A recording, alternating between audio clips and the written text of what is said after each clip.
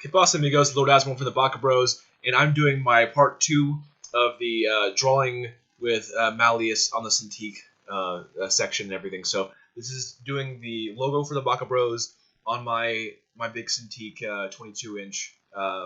So in this episode, I'll be showing the coloring and just kind of cleaning up the color like I'm doing right now, erasing what needs to be erased and all that stuff. And sometimes I do the little things out of order, but it's kind of just what I do for now. I mean, I'm still pretty new. I was using Cintiq and everything, and kind of doing that natural feel to this art of Photoshop and everything instead of using the mouse, which is amazing, by the way. But anyway, yeah. So this episode, yeah, I'm blocking out colors, and so last episode I did the line work. The first layer of line work was with the head and hair. The second line work, layer of line work was with the neck and body area. So so yeah, essentially I'll be I'll show you the blocking, cleaning up, highlighting, and shadowing of the figure and everything of Malius. So yeah, let's get this figured out. Okay, yeah. So right now, make sure you save. I can't tell you how many times that I haven't saved. Oh my gosh, and just waste a ton of time. So there, I'm trying to evaluate the horn. I'll be adding another horn in this later part of it and everything. But yeah, I don't think I'll actually be using the horn. In fact, I kind of pulled it off in the final version and everything. It just felt a little out of place, like I was saying in the first episode.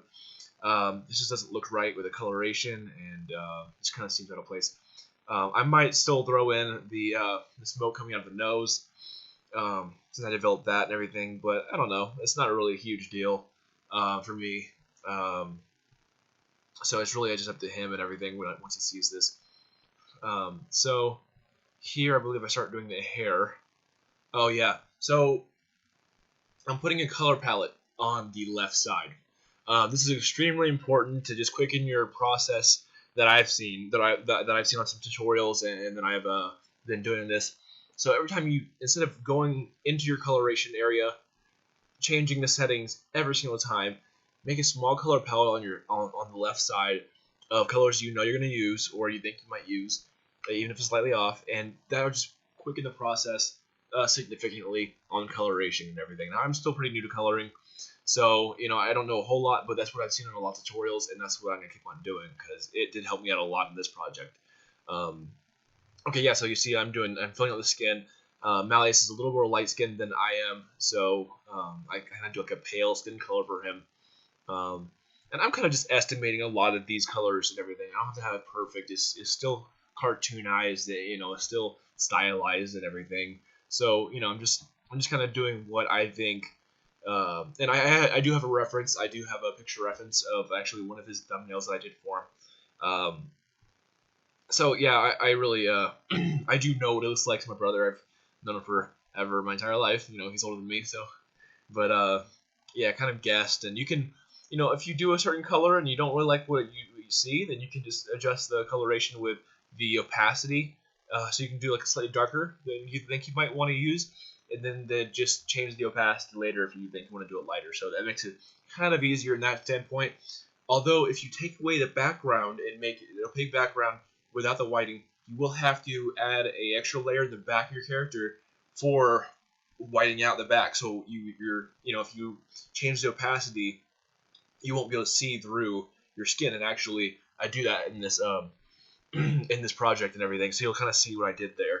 Right now, even if I did change the opacity of my skin color on Malius and everything for his skin color, it's fine because there's a white background to it. But as soon as that white background's gone, you'll see all those checkerboard lines straight through his face. But yeah, that's an easy fix. This is definitely an easy fix. All right, so now I'm doing the blue hair. We decided he'd have blue hair this time with some like purple shadowing and everything. Malius changes his hair color constantly, and so I just kind of what does he do more often? What does he like mostly, and everything. So we decided on blue and purple to work with that and everything. And I knew he likes the color pink, so I always show him with a pink shirt. So it just kind of yeah, I'm the green shirt dude. Then he's the pink shirt dude, and he has blue hair, and I have brown hair and everything. So, well, this is kind of auburn, but it was brown enough, whatever. But I will actually be doing my mine next. I'll be doing drawing me next and everything in the same style, the same over-expressive smiley face style and everything.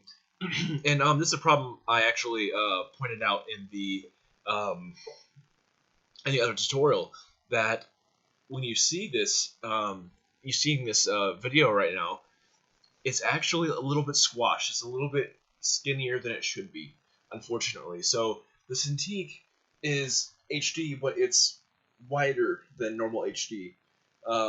So when I draw it on the Cintiq, it looks fine to me. But then when I convert it over to my computer into normal HD, it's like it's skinnier. So what you're seeing here isn't necessarily the exact outcome of what it actually is.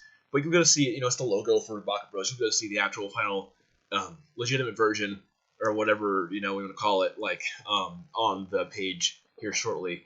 I'm probably gonna post it today, actually, because I actually finished mine and his drawings for the logo already. So they're both finished. I just have to post all these. What I'm, right now I'm just posting these and everything. I'm just gonna edit them and post them on the channel. So luckily there's not a whole lot of editing to do. Just adding the outro and just doing the outro mainly, and adding just changing the audio on it and everything as well, and adding the commentary. I actually did have commentary while I was drawing these, but honestly, like, if I just had a normal speed, this is at 600%.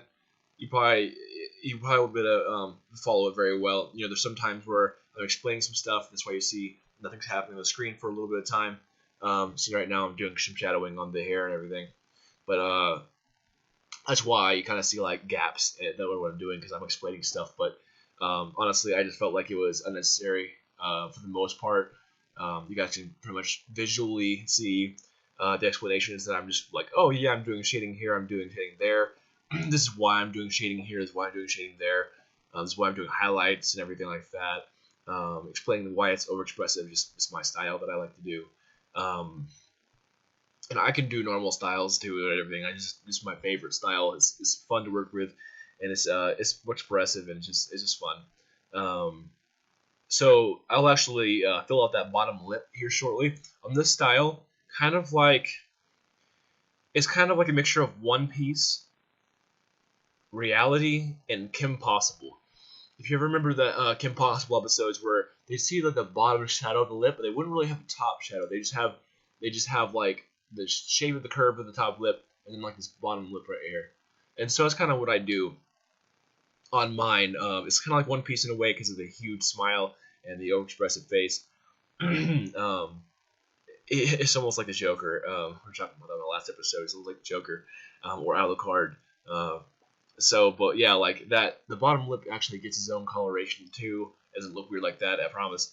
It's not just like kind of messed up and everything. Over there, messing with the layers, kind of seeing what is what. Messing with the opacity of the hair and everything. Just kind of seeing what I can change if I need to change anything. And then yeah, I kind of scroll in when I'm doing the eyes. I think the eyes are next. Yeah, the eyes are next. You scroll in, like, I love doing the Cintiq. So basically, I keep my mouse with me even when I'm working with Cintiq, so you can scroll in easy. I don't have the Cintiq that you can like touch Cintiq, where you're using your hand to scroll in like a normal tablet, like it would have and everything. I didn't care to spend the extra $400 to be able to scroll in with my hand. Like, that's kind of unnecessary. So I just use the scroll wheel and Alt and everything just to scroll in just like normal. And I feel like it's probably easier that way, because I actually have the Cintiq Companion. Before I had this, I actually switched it out because I wanted a bigger screen. I'm like, this is not working. It's 13 inches. It was fine and it did okay, but it was touch screen, and I would just have it's kind of cramp my hand a little bit. you know, just in the small area. It's, you know, it's the size of a piece of paper, so it's not bad if you're doing basic stuff, basic texturing and basic drawings and stuff like that. It's fine. You can still scroll, so it's not like a problem with that. But yeah, like I have the normal one, so I use my mouse. It's really, I don't think it's worth the money, the extra $400 to be able to have the scrolling option. I really don't. Yeah. So, but anyway, so back to this. So you'll see that I did some shadow on the bottom of the eye, and then the normal color, and then a little bit of highlight on the top by not coloring at the top. But when it looks farther away, it looks you know, decently realistic and everything for the style. Right now, I'm adding a shadow in the face. Yeah, I'm adding a shadow in the face.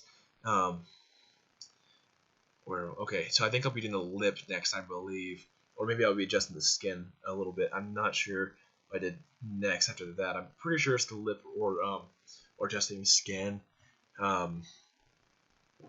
Excuse me. And I'll be doing shadowing on the shirt as well soon, as well as the eyebrows. So even though he colors is kind of a little running joke sort of. So even though he he colors his hair, he doesn't color his eyebrows, and it's not a big deal. I just kind of, you know, kind of make some jokes sometimes about it and everything. But yeah, I decided to get rid of that color. It wasn't working because it was overlaying that hair. You can make some parts of the hair opaque so you can kind of see a little bit of that, but I decided against it. I was like, you know what? I'll just have the outline of the eyebrow and just keep the color away. I didn't want to want that. That purple didn't go well with that, so I started using. I think I just used the blue to fill in like normal. Yeah, I used blue. Like a little bit of overlay of the purple for some shadowing effect and everything for that. Excuse me. I don't remember. I think yeah. See, I have a little shadow in the bottom of the eyebrows that add a little extra 3D kind of effect and everything. Like sometimes when you see the full picture, people are afraid. They're like, "Oh no, that sounds way too overwhelming. I can never do that in my entire life." You know, I didn't take me. I think it was like 2.5 hours to do this drawing, something like that. Closer to 3, I think, like 240 possibly, whatever. So you know, like it's really not you know, crazy difficult to do this, especially if you have natural art talent, to kind of just go in and draw. Like it really is just drawing, blocking out the colors, and then kind of like, okay, where's my light source? My light source is over here. Okay, well, let's add all the highlights. Anything that would touch this from that 3D angle, so like nose, you know, your hair, excuse me, and just like anything in the side going this way would be highlighted. Anything this way would be shadowed. If your light source is right above you, then you know, whatever you think would be, you know, highlights, shadows, you know, and then any kind of like with the hair, especially. A lot of times I'll actually add highlights right next to the shadows, for a lot of reasons. Like when you do that, it actually pops out the highlights more because it's like extra 3D. You know, if you see like that, my skin, you see highlight, and then there's a shadow right here, and that pops out both a highlight and shadow more than if you have a gap of the base color next to the highlights and next to the shadow and everything, and then like between it, it's just this like highlight, base, shadow. That's normal. That is a normal way to do it. But when you have them next to each other, they clash, making it look more 3D and more three-dimensional like that. So that's what I like to do. This episode's pretty much finished. Just adding the extra horn and everything in there. But again, I don't actually use the horn in the final product. I just kind of have it in there just so you can kind of see the coloration I was doing with it. Anyway, love you guys. Subscribe, like, comment. Love you. Peace.